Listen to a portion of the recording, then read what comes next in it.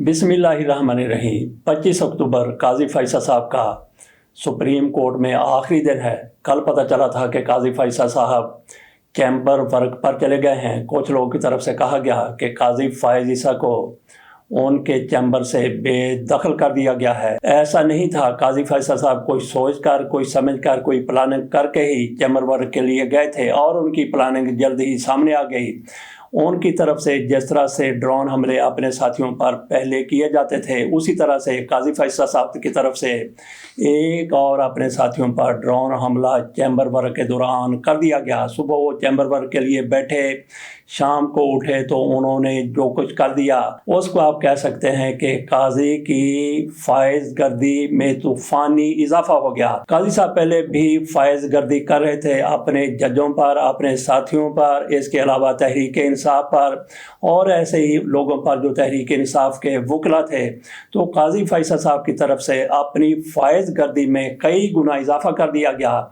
वो चैम्बर में बैठे तो उन्होंने जो कुछ फैसला दिया, शाम को इख्तलाफी फैसला दिया। काजी फैसल साहब ने पहले जमाल खान मंदोखैल के नोट के ऊपर अपनी राय दे दी थी। उन्होंने कहा था कि खुसूसी नशिस्तों के हवाले से जो कुछ जमाल खान मंदोखैल की तरफ से कहा गया है मैं इससे मुतफिक हूँ। उसके बाद नहीं लगता था कि काजी फैसल साहब अपना कोई इख्तलाफी नोट लिखेंगे, लेकिन काजी फैसल साहब ने ऐसा नोट लिख के यूं समझ ले कि अपने साथियों पर ड्रोन हमला कर दिया और जिन पर उनकी तरफ से हमला किया गया, ड्रोन हमला किया गया, उनके नाम पाकिस्तान का चीफ जस्टिस बनने वालों में मौजूद थे, लेकिन उनके नाम कंसीडर नहीं किया गया कमेटी की तरफ से। अगर काजी फैसल साहब ये हमला ना भी करते तब भी उनके नाम कंसीडर नहीं किए जाने थे। याह्या अफरीदी को पाकिस्तान का चीफ जस्टिस बनाया गया है, तो याह्या अफरीदी साहब के ऊपर भी कुछ लोगों के तहफ़्फ़ुज़ात हैं। कुछ लोग हो सकता है कि इस पर मुज़ाहरे करें, एहतजाज करें, लेकिन उनके लिए सोचने की बात यह है कि ख़ुसूसी तौर पर तहरीक इंसाफ वाले इस पर एहतजाज का ऐलान कर चुके हैं। तो उनको ये सोचना चाहिए, भाई लोगों, अगर याह्या अफरीदी साहब को चीफ जस्टिस ना बनाया जाता, मंसूर अली शाह को बना दिया जाता, फिर तो आपकी अमंगों की ऐन तर्जमानी हो जाती। लेकिन इसके साथ ये भी सोचिए कि अगर काजी फैसल को कंटिन्यू किया जाता, अगर काजी फैसल को कंटिन्यू नहीं करवाया जाता, जैसा कि ये एटमी तरमीम आ गई, तो उसके बाद अमीनुद्दीन साहब को भी चीफ जस्टिस पाकिस्तान बनाया जा सकता था। तो ज़रा सोचिए कि याह्या अफरीदी आज पाकिस्तान के चीफ जस्टिस बन गए हैं, उनकी जगह पर काजी फैसल होते और काजी फैसल के बाद अमीनुद्दीन होते तो फिर क्या बनता तेरा। आगे इसके आप फिक्रा खुद मुकम्मल कर लीजिए कि याह्या अफरीदी इनसे कहीं ज़्यादा बेहतर है। आपकी नज़र में ये जस्टिस मंसूर अली शाह से और मुनीब अख्तर से ज़्यादा बेहतर नहीं है, लेकिन इनसे कहीं ज़्यादा बेहतर हैं। तो वैसे मंसूर अली शाह के कुछ छड़ चढ़ने की इतनी भी ज़्यादा ज़रूरत नहीं है। उनके एक दो फैसलों को छोड़कर बाकी फैसले ज़रा देखें कि किस तरह से ये जस्टिस बंदयाल के साथ मौजूद थे जब रात को अदालत खुली थी। तो ऐसे जज के लिए आपका मरे मरे जाना समझ से बालातर है। एक आध फैसला इनकी तरफ से ज़रूर आपके हक़ में कर दिया गया और आप बंदयाल को भी बहुत हीरो समझते हैं। क्यों हीरो समझते हैं कि मुस्लिम लीग नून उनको विलन समझती है, और बंदयाल साहब ही वो जज साहब थे जिन्होंने पहली ईंट रखी थी इमरान खान की हुकूमत के खात्मे की। जिस तरह से उन्होंने आधी रात को अदालत खोली और आधी रात को फिर इमरान खान के ख़िलाफ़ तहरीक अदम एतमाद आ गई थी। तो हम चलते अपने मौजू की तरफ। काजी फैसल साहब की तरफ से अपने साथियों पर जो ड्रोन हमला किया, मैं आपको उनका इख्तलाफी नोट थोड़ा सा सुना देता हूँ। काजी फैसल साहब कहते हैं कि अक्सरियती जजों के फैसले वजाहतों में गलतियाँ हैं, उम्मीद है दुरुस्त कर लेंगे। फैसले में आईनी खिलाफ वर्जियों कोताहियों की निशानदेही करना मेरा फ़र्ज़ है, ये काजी फैसल साहब कह रहे हैं। बदकिस्मती से नजर सानी दरख्वास्त समाअत के लिए मुकर्रर ना हो सकी। 8 जजेस ने अपनी अलग वर्चुअल अदालत कायम की, हतमी फैसला नहीं हुआ। अमल दरामद बाइंडिंग ना तौहीन अदालत कार्रवाई हो सकती है। सुप्रीम कोर्ट फैसले के जरिए आइन को मसनूई अल्फाज में नहीं ढाल सकती। सुन्नी इत्तेहाद कौंसिल के किसी उम्मीदवार ने इंतखाबात में हिस्सा लिया ना मखसूस नशिस्तों की फहरिस्त जमा करवाई। PTI ने आज़ाद उम्मीदवार करार देने का फैसला चैलेंज नहीं किया। तो ये काजी फैसल साहब और जमाल मंदोखैल साहब दोनों मिलकर अपने इख्तलाफी नोट में लिख रहे हैं, कह रहे हैं। تو اس سے اندازہ کر لیجئے کہ قاضی فیصل صاحب اپنے ججوں کے بارے میں کیا کچھ کہہ گئے، اور ساتھ انہوں نے یہ بھی کہہ دیا کہ الیکشن کمیشن تمہیں پریشان ہونے کی ضرورت نہیں ہے، تم نے ان ججوں کے فیصلے پر عمل نہیں کیا، تم نے اچھا کیا، کیونکہ ابھی تو فیصلہ فائنلی نہیں ہوا۔ یہ قاضی فیصل صاحب کی طرف سے کہا گیا ہے۔ قاضی فیصل نے اپنے ساتھی ججوں پر ڈرون گرا دیا، اور قاضی فیصل صاحب جو کچھ کر رہے ہیں تو ہو سکتا ہے کہ آج ایک بار پھر انہوں نے چیمبر ورک کرنا ہے، کل بھی کرنا ہے، پرسوں وہ عدالت میں بیٹھیں گے، تو پرسوں دیکھتے ہیں وہ کیا گل کھلاتے ہیں۔ پرسوں ان کا عدالت میں، بلکہ کل بھی ان کا عدالت میں آخری 2 دن ہوں گے، تو اس دوران وہ کچھ بھی کر سکتے ہیں۔ بہرحال جاتے جاتے انہوں نے اپنے ساتھیوں پر ڈرون گرایا، اور آج ہو سکتا ہے کہ وہ ایسا کوئی اور بھی معاملہ سامنے لے آئیں جس کو آپ کہہ سکیں کہ قاضی فیصل صاحب نے خود کچھ حملہ کر دیا۔ خود کچھ حملہ کرنے والا خود بھی نہیں بچتا۔ تو قاضی فیصل صاحب اپنی عزت پر، اپنی توقیر پر، اپنی ساکھ پر پہلے ہی خود کچھ حملہ کر چکے ہیں۔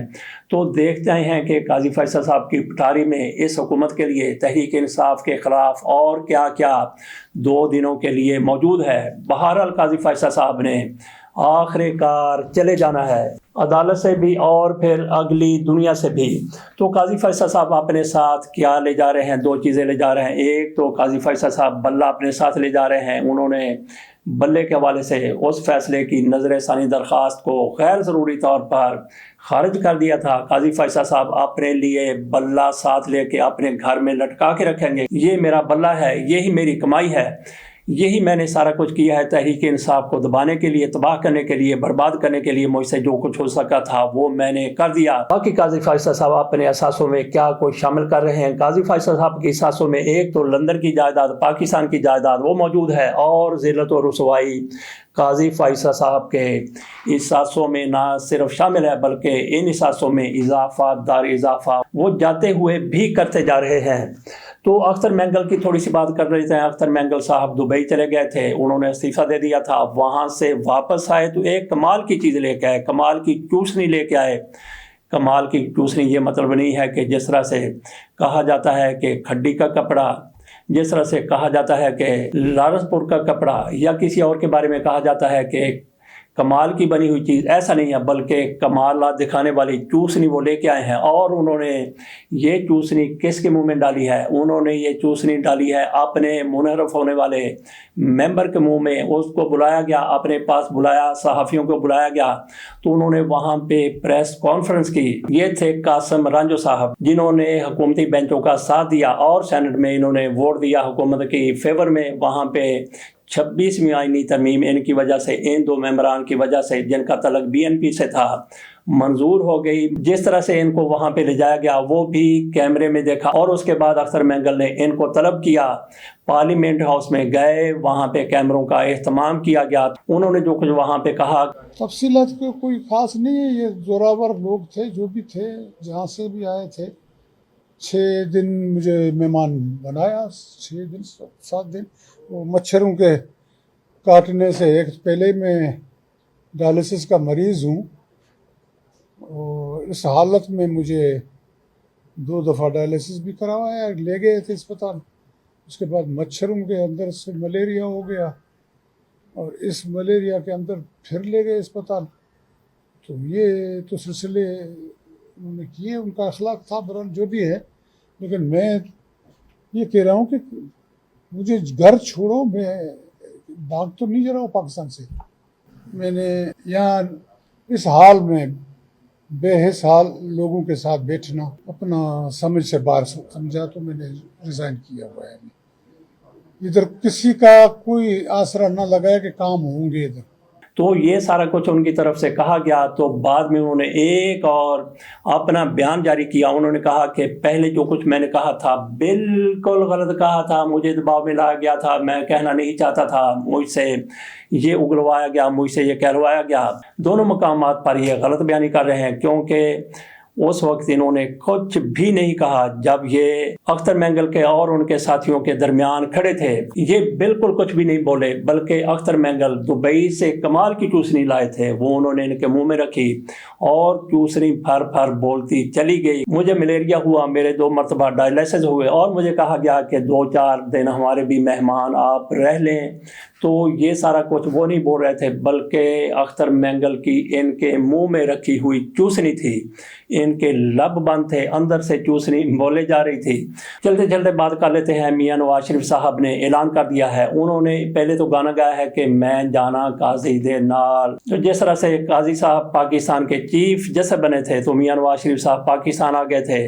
تو قاضی فیصل صاحب 25 اکتوبر کو ریٹائر ہو رہے ہیں، تو میاں نواز شریف صاحب کی طرف سے بھی اعلان کر دیا گیا ہے کہ میں جانا قاضی دے نال. تو میاں نواز شریف صاحب 5 روزہ دورے پر پاکستان سے باہر جا رہے ہیں.